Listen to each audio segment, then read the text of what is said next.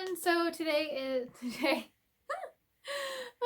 this is episode 5 of working on my Renaissance Fair outfit, and this is actually the dyeing process that we do for our stay stuff. We did natural dyeing, and we used avocado, black bean, and iron. I think that was all we used. So it was just 3 things. And I did a little mordanting for my black bean so it'd stick. But yeah, let's get into this video. Hello from my mom's kitchen floor. I already did my pot of alum, and right now I have just my stuff right now soaking in the alum to mordant it.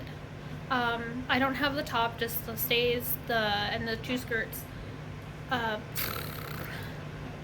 yeah, so, and the bias binding. The 28 yards of bias binding that I made. I am soaking those at the moment, getting those ready for adding color. And something else, what was it? Can't remember. Getting ready, and we're only doing mine because I only finished mine, and then I'm doing it in a big black tub because of all the fabric. And I'm gonna let it sit actually for an hour and a half instead of 45 minutes to an hour, but I'm doing it a little bit longer because it's in a black tub and it's not on the stove. There, that's what it was. So yeah, and then we might see Martha and Myra's stuff allumed, mordanted, not allumed, but mordanted, and then we'll go into coloring. But if we don't go see them, because it's the same, just, fabric being mordanted, we'll go into coloring.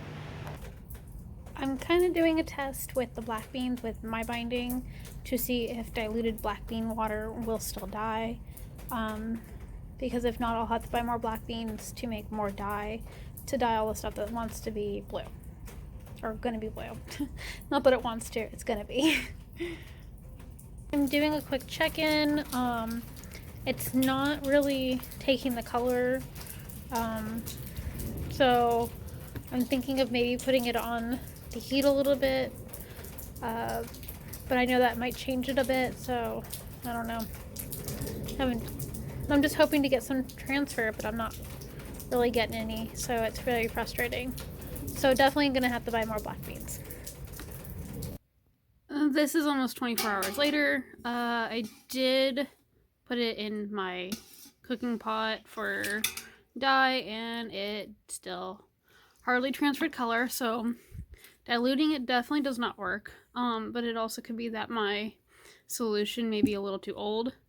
So I'm going to dump this one and just add all the old solution, and then when I go to do the rest of the dyeing in my big container, the big tote that people store things in, I'll just do a fresh batch of black bean that way.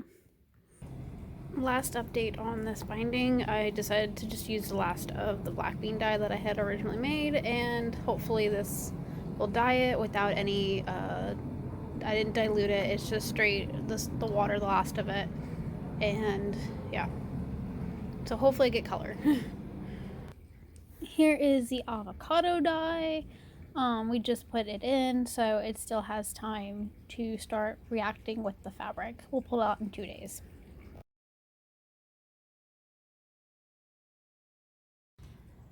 So since I had the buckets on the fabric, it did not dye evenly. So I'm going to take some of the dye water with the avocado skins and put them back on the pot to heat up to warm up this water, and hope that it'll dye it more evenly now. Hopefully. I have started the black bean dye for my stays, my overskirt, and the underskirt that was dyed avocado to get it a over dyed of black bean, so when I over dye it again with iron it'll be hopefully a black, or if not like a nice dark gray.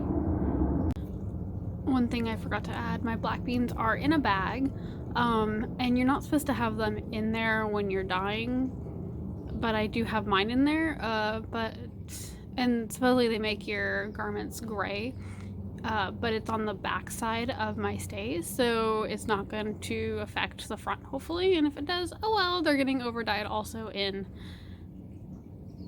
iron.